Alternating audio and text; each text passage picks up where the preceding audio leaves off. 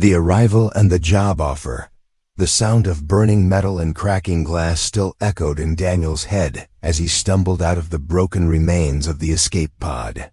Smoke drifted into the sky like a fading signal, vanishing into the strange, pale green clouds above. His body ached from the rough landing, but he was alive, and that was more than he had hoped for when the ship went down. For a long moment, he simply stood there, breathing hard, staring at the alien landscape spread out before him. The soil was red like rust. The plants were tall and twisted, their leaves bending toward him as though curious. Even the air felt different, heavy yet breathable, carrying a faint sweet smell that reminded him of honey. Daniel had no plan. He was alone, with nothing more than a torn flight suit and the emergency pack strapped to his side. His mind was already racing with fear. How long could he survive on an unknown world with no idea what lived here? He had heard the stories of colonists disappearing without a trace, of creatures that hunted in the night, and of villages that were less than welcoming to outsiders. Still, he forced himself forward. Sitting by the wreckage would only invite death. Hours passed as he walked over uneven ground, guided by instinct more than reason. His throat dried quickly, his steps grew heavy, and his vision blurred at the edges. Just when he thought he might collapse from exhaustion, Daniel saw smoke rising in the distance, not the acrid smoke of wreckage, but the soft, steady kind that comes from cooking fires. Hope surged in his chest, giving his legs the strength to move faster. The smoke led him to a valley where a cluster of small houses sat in neat circles around a large communal square. The houses were built of smooth stone and some kind of shining crystal that caught the fading light of the sun and scattered it across the ground in soft patterns. Strange figures moved about the square, tall and slim, their skin faintly glowing, as though lit from within. Their faces were unlike any he had ever seen, neither frightening nor comforting, simply otherworldly. They turned when they saw him, their bright eyes widening. For a long heartbeat, silence held the air, and Daniel's fear returned. Would they see him as a threat? A trespasser? Then one of them stepped forward, raising both hands in a gesture that seemed welcoming. The others followed, gathering around him not with weapons, but with gentle curiosity. Their language was strange, but when one of them touched a glowing stone on a necklace, their words shifted into rough but understandable English. "A human," the figure said, wonder in the voice. "You are far from your kind. Welcome." Daniel's relief was so sudden it nearly brought him to his knees. He let them guide him to the square, where they offered him water that sparkled faintly and bread that tasted sweet and soft. They asked no questions about how he arrived, at least not at first. Instead, they watched him closely, speaking among themselves in low voices, as though his very presence was a miracle. He had expected suspicion or even hostility, but instead he felt warmth, too much warmth, in fact. They led him to a house larger than the rest, built with smooth stone walls and windows covered in woven cloth. Inside, it was clean and comfortable, with soft bedding laid out for him, as though they had been preparing for his arrival. He asked why they would give such things to a stranger, but the only answer he received was a simple phrase repeated by the elder among them: "You are needed here." That night, Daniel lay awake, staring at the strange ceiling above him, his mind restless.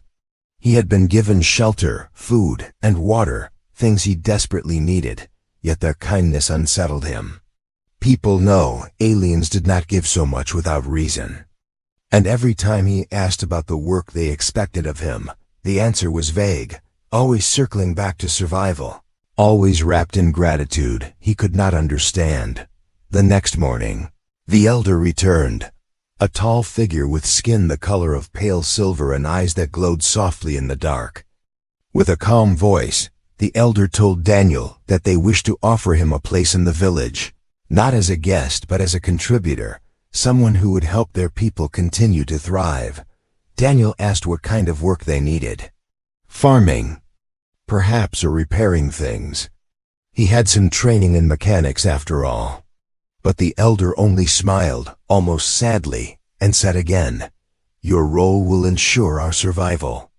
Confused but unwilling to argue with the people who had saved him, Daniel agreed. He was too tired to fight, too grateful to refuse. Whatever task they had in mind, it could not be worse than starving alone on the surface of a hostile planet. At least here he had food, water, and a roof above his head. Still, unease followed him like a shadow.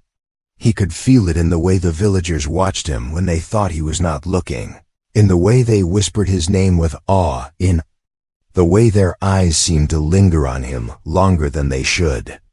They were hiding something, and though Daniel did not yet know what it was, he could sense that the truth would not remain hidden for long. And so, with his heart both grateful and uncertain, Daniel stepped fully into life in the alien village, unaware of the shocking truth that awaited him behind the doors of his so-called job. Settling in the strange kindness, the days that followed were unlike anything Daniel had ever experienced. The village was quiet, yet full of life in its own strange rhythm, with glowing lanterns that lit up the night without fire, and fields that shimmered as though the plants themselves carried light. The people worked together in a way that felt almost too perfect.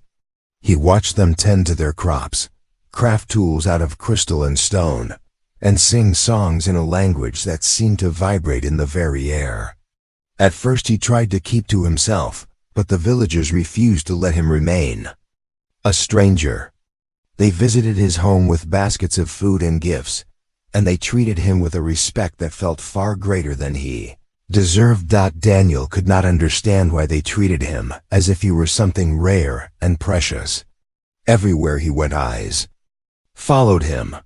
When he sat in the square to eat, families gathered nearby, whispering quietly yet always smiling at him. When he walked to the fields to offer help, workers bowed their heads slightly as if his presence was a blessing. Even children followed him at a distance, curious and playful, sometimes daring to touch his arm before running away with laughter. Their behavior filled him with both comfort and unease. It was good not to feel alone, but deep inside he wondered what reason lay behind such overwhelming kindness. The elder visited him often, speaking softly and always circling around the same idea that Daniel had an important role. He tried to ask again and again what his actual work would be. Farming, hunting, repairing? His questions were always met with the same words that both reassured and unsettled him. Your contribution will ensure our future. The more he heard this phrase, the more restless he became. What contribution could one human make to an entire alien society? In the evenings when he sat outside his stone house, he often watched the villagers as they gathered in circles to sing. The songs carried a deep sadness, a longing that he could not quite name. He saw it in their faces too, behind the smiles they offered him. Their eyes looked heavy, not from labor, but from something deeper, a weariness that stretched beyond years. It was as though they had been waiting for something for a very long time, and somehow they believed that something was him. One night, the elder invited him to a feast in the center of the village. The square was alive with music and the scent of strange roasted fruit that cracked open to reveal steaming sweet flesh. Daniel ate among them, laughed when they laughed, and for a time allowed himself to feel safe. Yet even then he noticed details that unsettled him. He was always given the first plate, always handed the sweetest drink, always seated in the place of honor. No matter how much he tried to insist he was just another mouth to feed, they would not allow him to be ordinary. After the feast, as the night grew darker, the elder stood and raised a hand for silence. All eyes turned to Daniel as the elder spoke words in their native tongue. Though Daniel could not understand them fully, the meaning was clear. The elder's words carried reverence, and every villager nodded with respect, their gazes fixed on him as though he were the answer to every prayer they had whispered to the stars. Daniel felt the weight of their expectation settle heavily on his shoulders. Later, when he asked the elder again to explain, the reply was calm but evasive. "You are a gift to us," the elder said. "You are rare, and your presence is hope. Soon, you will understand what must be done." The elder's glowing eyes lingered on him with something between sorrow and relief, and Daniel felt a chill run down his spine. He wanted to demand answers, but the kindness of these people held him back. They had saved him, fed him, given him shelter. How could he accuse them of hiding something when they had shown him nothing but care? The following morning he tried to take part in their daily work. He joined a group in the fields, pulling long strands of luminous vines from the soil. The plants responded strangely to his touch, curling as if they recognized him. The villagers seemed delighted, murmuring that his presence strengthened the growth. Later he tried to help repair tools, but whenever he lifted a hand, someone quickly stepped in to take over, insisting that he rest. It became clear they did not want him to do ordinary tasks. They wanted him for something else. Daniel grew restless. At night he paced his home, wondering what secret purpose they held for him. He could not shake the feeling that their smiles carried hidden meaning, that their kindness was not only kindness but expectation. And yet, whenever he looked into their faces, he also saw desperation, as if their survival depended on something he could not yet see. One evening, as the twin moons rose over the horizon and bathed the village in silver light, the elder came again to his door. "Tomorrow," the elder said, voice heavy with gravity, "you will begin your true work. You will finally see why you are here." The words struck Daniel like a hammer. He had asked for answers for days, and now they told him he would learn them, not in words but in action. He lay awake that night, staring at the ceiling, his heart beating fast with a mixture of fear and curiosity. What job could be so important, so mysterious, that it could not be explained until he stood before it? As he drifted into uneasy sleep, the whispers of the villagers outside seemed to follow him. Their songs, soft and haunting, carried a message he could not yet understand. Tomorrow, his life in the alien village would change forever, and though he did not yet know how, a part of him sensed that the truth would shake him more than the crash that had brought him here. The shocking discovery, the morning air carried a chill when Daniel opened his eyes, but it was not the cold that woke him. It was the sound of footsteps outside his door, soft and many, like a gathering waiting for him to step out. He sat up slowly, his chest heavy with unease, and tried to shake away the thoughts that had kept him restless through the night. He had asked so many times what his role would be, and today, at last, he was supposed to learn the truth.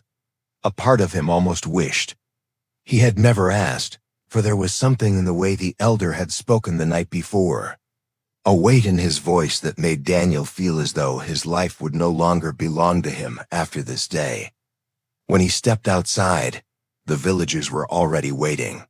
They greeted him with the same smiles as always, but this time their eyes held something else, a quiet excitement, almost reverence. The elder stood at the center of the square and beckoned him forward. Without words, Daniel followed, his steps heavy, his heart pounding with questions that still had no answers. The villagers walked with them, surrounding him in a silent procession, as though they were escorting him to something sacred.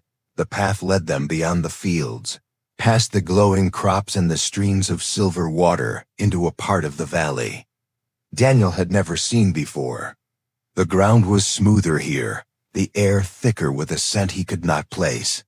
They stopped before a structure larger than any in the village, its walls carved from crystal that shimmered with colors shifting like oil on water. At the entrance, the elder paused and turned to him. "This is where your work begins," the elder said softly, and with a motion of his hand, the great doors opened. Inside, the chamber glowed with soft light, brighter than the sun outside yet not harsh. The air was warm, heavy with the smell of herbs and something sweet. As Daniel's eyes adjusted, he saw rows of beds shaped like pods, each lined with cloth that shone faintly. Around the beds stood several women of the alien species, their eyes glowing in the dimness, their faces solemn but filled with hope. They looked at him not with fear, not with hostility, but with expectation that pressed against his chest like a weight. Daniel froze, confusion rushing through him. He turned to the elder, searching for an explanation, but none came quickly. The elder only raised his hand as if to calm him, then spoke words that shattered the silence of the chamber. "Our people are dying," the elder said, his voice calm and heavy with sorrow. "Our males cannot give us children. Our lines are ending.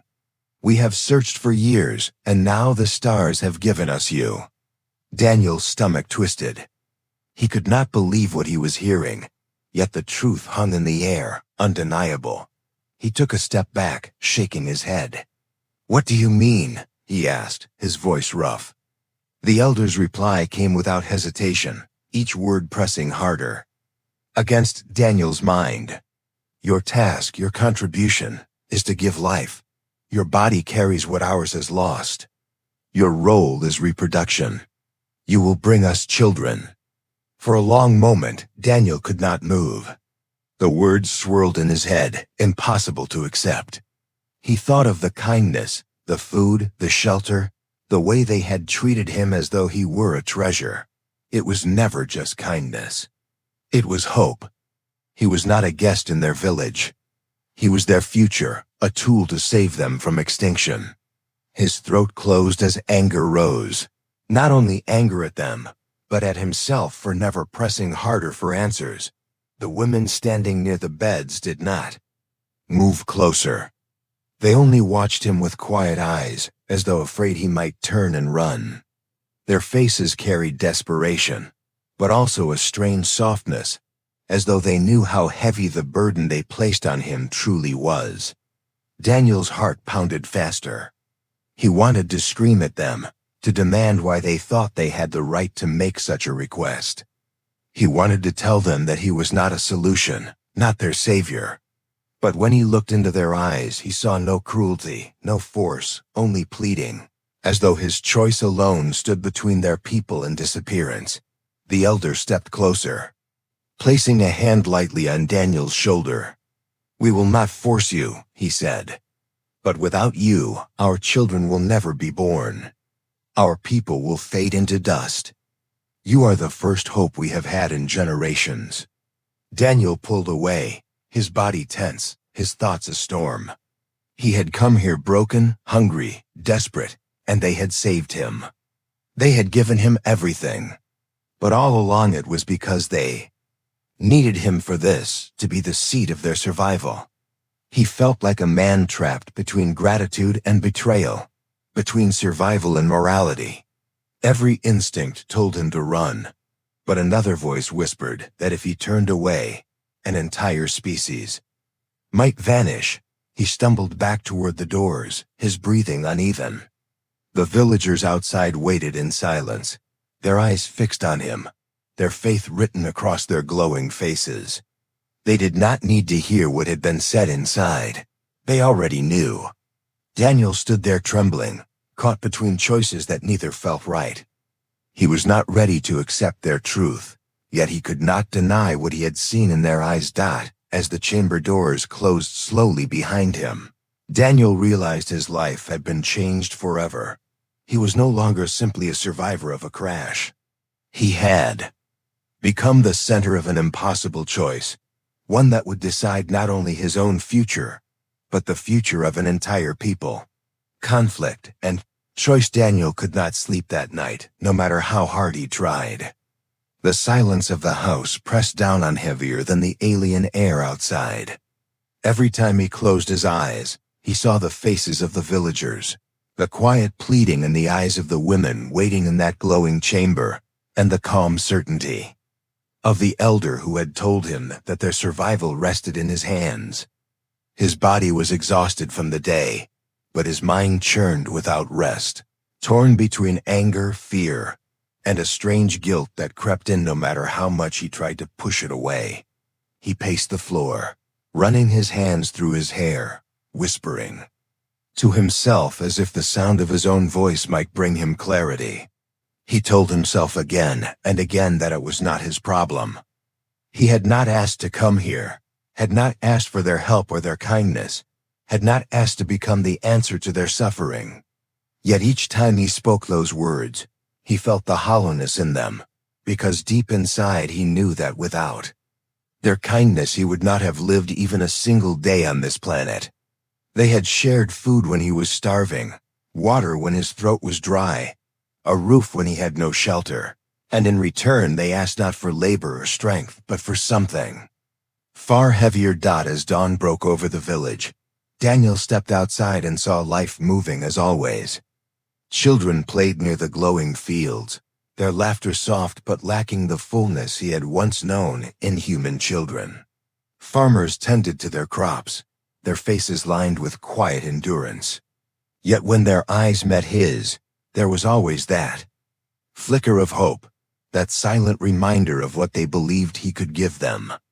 He felt like every step he took was watched, not with judgment, but with fragile belief that the elder came to him again, walking slowly as if not to startle him, and stood beside him in silence for a while. Finally, the elder spoke in a voice low, enough that only Daniel could hear. "We cannot force you," he said. "You must understand that. But you also must see what we are. We are a people fading. Our children are few. Each season fewer survive. You see joy in our eyes when we look at you, but behind it is fear that tomorrow there will be no one left to carry our songs." Daniel clenched his fists, torn between compassion and resistance. "You ask too much," he said, his voice shaking.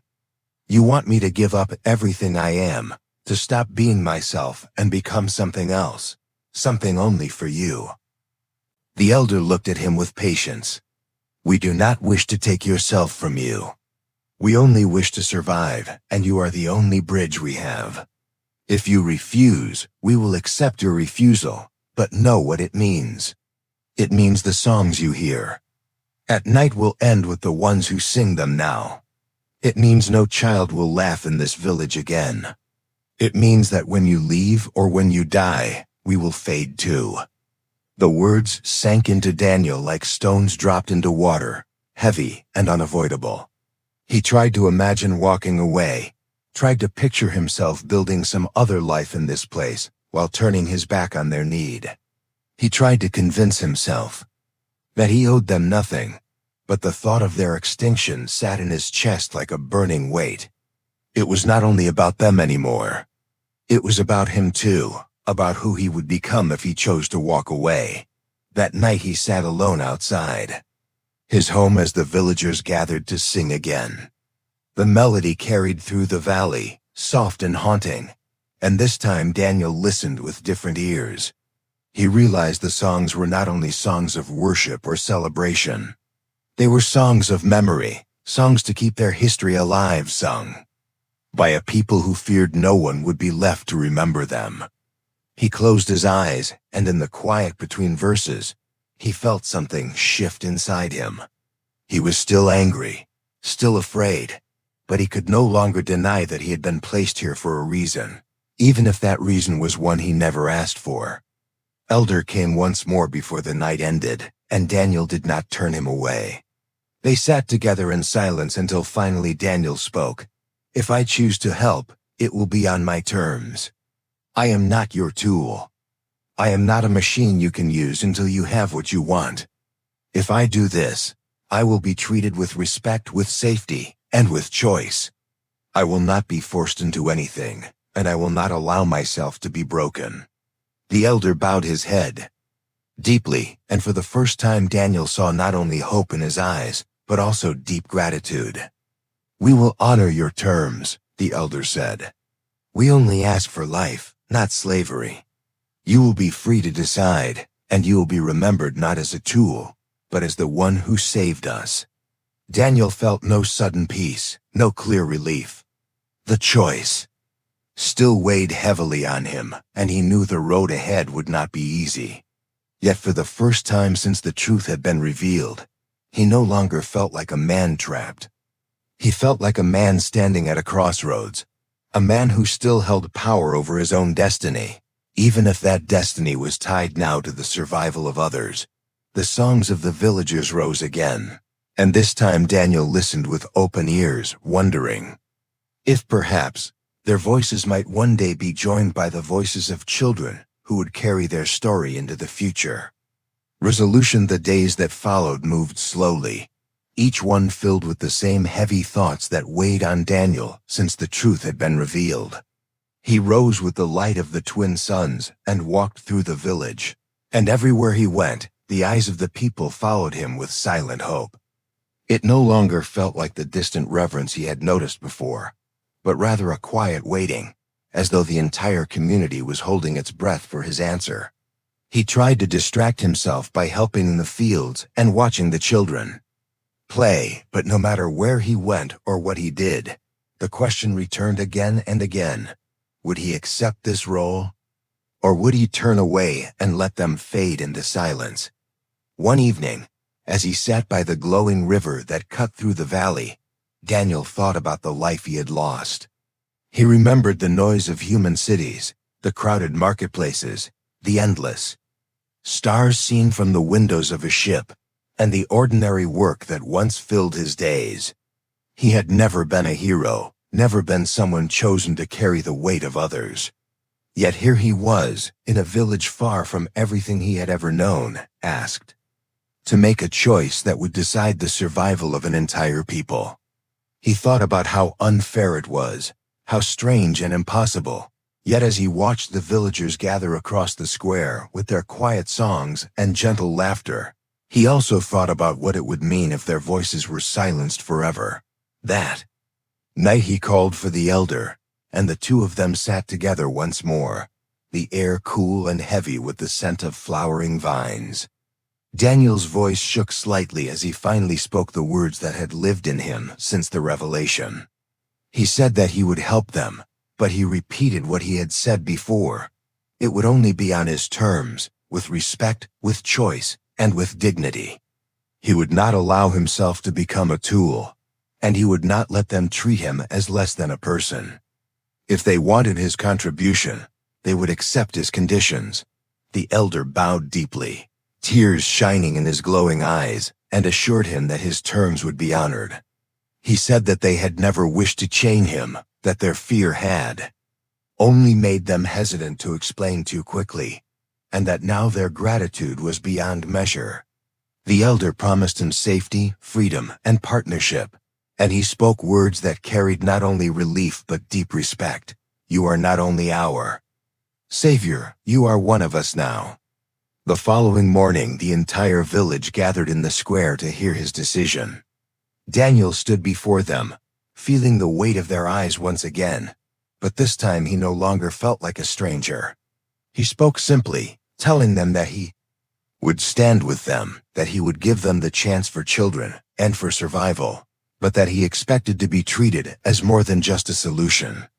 His words carried across the quiet square, and when he finished, there was no cheer or cry, only silence, followed by tears in the eyes of many and soft nods that carried more meaning than any applause. The villagers understood that this was not only his choice, but a bond, a promise that tied his future to theirs. In the days that came after, Daniel's life changed again. The chamber that had once felt like a place of shock and fear became a place of cooperation and careful planning. He was never forced, never pushed, and always given the space to decide how he would proceed. The villagers treated him not as an outsider, not as a prisoner, but as a man who had chosen to share in their survival. They listened when he spoke, they honored his conditions, and they gave him respect in ways he had never expected. Slowly, the fear in his heart began to ease, replaced by a sense of purpose he had never known before. He walked through the village now with a new feeling, not only watched but welcomed, not only needed but valued. The children who had once followed Him with curiosity now looked at him with admiration, and the adults greeted him as though he had always been one of their own. The songs in the evenings carried new notes of hope, and though Daniel knew the path ahead would be difficult, he also knew he had given them something no one else could. One night, as he sat by the fire with the elder, he admitted quietly that he had never imagined his life turning out this way. He had dreamed of many things as a boy on Earth, but never of being the lifeline of an alien people. The elder only smiled and told him that sometimes the stars chose paths for people that they could never see until they walked them. Daniel thought about that long after the elder had gone to rest, and for the first time since the crash, he felt something like peace. The story of Daniel was no longer just about survival on a strange planet. It was about a man who had fallen into an impossible situation and found within himself the strength to rise to it. He was still human, still filled with doubts and fears, but he had chosen to give life where there might have been only silence. And in that choice, he had become something greater than a survivor. He had become the bridge between worlds, the guardian of a future that would carry both sorrow and hope, and above all, the proof that even in the farthest reaches of the galaxy, humanity could be more than just itself. It could be the reason another species continued to exist. And as the voices of the villagers rose once more into the night, filled with hope and gratitude, Daniel sat quietly, knowing that while he had never chosen this path, he had chosen to walk it. For the first time in a long time, he no longer felt lost. He felt needed, he felt respected, and he felt a strange kind of pride. He was one human in an alien village, but he was no longer a stranger. He was the future they had prayed for, and in their survival, he had found his own purpose. The end.